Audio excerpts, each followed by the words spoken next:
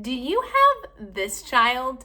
You know, the one that I'm talking about, the one that could be in a completely empty room with nothing but a school book and a pencil and could still find a way to get distracted.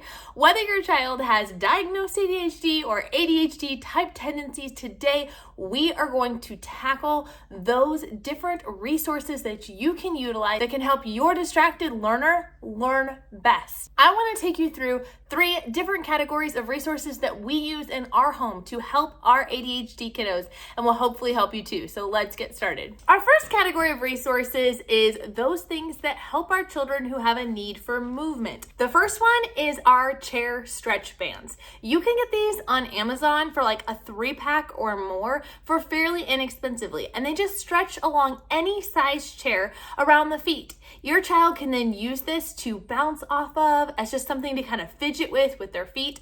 I even personally use this when I am working at times. We have them around a few of our dining room chairs as well as a few of the kids' chairs next to their desk. Next up is the wiggle seat, or that's what we call it in our home. This is just sort of a small inflatable seat, or you can even use a pillow or cushion in your home that your child can sit in when they're doing their schoolwork. This allows them that little bit of movement there that help their brain to be able to focus more without being a distraction to everyone else around them. Along those same lines, an exercise ball can be a great tool. Yes, they make all sorts of fancy ones out there for ADHD kids, but frankly, just going to your local store and picking up an exercise ball can be a perfect addition to your home. Of course, I can't talk about the need for resources with movement and not talk about fidgets. But not all fidgets are created equal. So I wanted to share with you guys a few of my favorite fidgets, or my criteria for fidgets in our homeschool. 1, the fidgets must be quiet. If it makes a loud noise, it's not a good fidget. These little time movement items are really great because it gives your child something to focus on and look at, and yet it's not making any noise. It must be small or hand size. I don't want a fidget that's going to be this whole huge thing that they have to bring to their reading time. So these little balls inside of the net are a really simple, easy fidget that they can take with you, and you can even put in your purse or your backpack to have extras whenever you need. Honestly, probably my absolute favorite, especially for teens and older kids, is fidget rings. They make these to look just like regular standard rings, so it doesn't have to be something that everyone knows that that's what it is, but they can simply sit there and just fidget and spin that ring. I actually bought several of these for my husband, and most of us in the home have actually taken them from him and used them on a regular basis, myself included. The second category of resources that I utilize with my kids with ADHD especially is lots and lots of visual reminders. Because I have ADHD myself, I know how important those visual reminders are even as an adult, and I want to give my kids that. So we make sure that our kids do have planners or checklists, every single one of them depending on their age.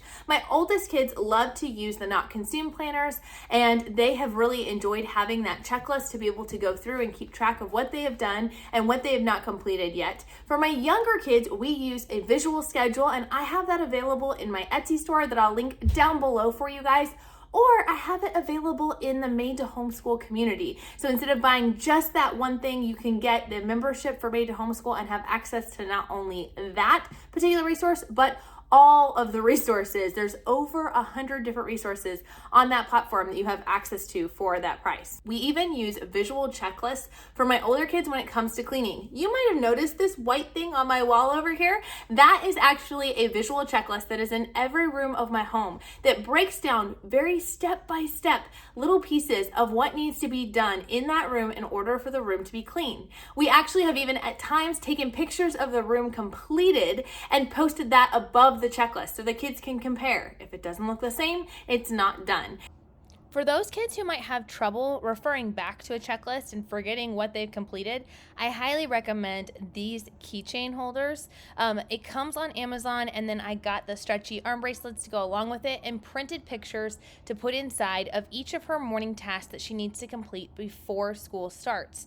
This is a great way for her to keep track of what she's doing because she's literally wearing her tasks. She forgets what she hasn't done, she just looks down at her arm and she's able to easily see what's next. Once she's done, she hangs hangs it right back up and is ready to go for the day. Done. And these kind of visuals can really help your child to be able to focus more, to keep their attention, especially when detail is not always their strongest suit. The third kind of category of resources that we like to use is different continuing education things. I find that helping my kids understand their ADHD and their bodies and their brains really helps them to be able to cope with those things better and to be able to see ADHD and their hyperactivity as a blessing and not as a disability. With this, a couple of my favorite resources is the YouTube channel How to ADHD. This is a great YouTube channel packed with hundreds of videos all about ADHD. There are things for adults and for kids, things about how the mind works, how we function, tips, tricks, resources. I highly recommend you check out this channel with your child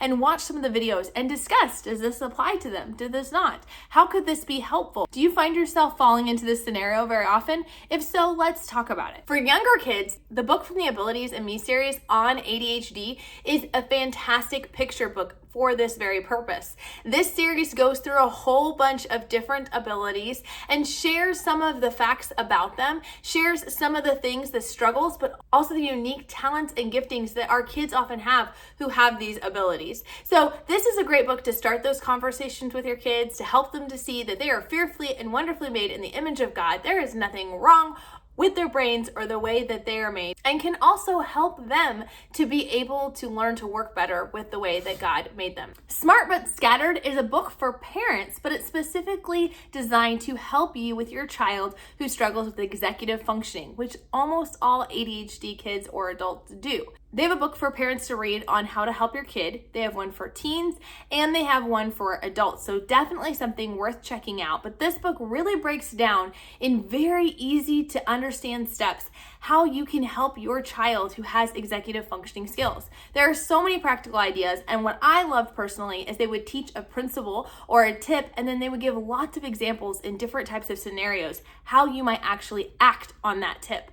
Another resource that I love is the book Order from Chaos. This is one that I listen to on script for myself, and while it is targeted for adults and it really is talking about adults with ADHD, it is something that I think that as parents, if you listen to, it will help give you insights and strategies that you can use with your own children. Now, if you want to learn more and get more ideas on resources that you could use if you have ADHD yourself, or maybe your spouse does, then be sure to check out my friend Ashley's video here. We're doing a collab together and she is sharing all of the resources you need to know about for ADHD for adults, and I'm sharing the one for kids. Please let me know down in the comments, what is your favorite resource for ADHD? And we'll talk to you guys soon. Bye.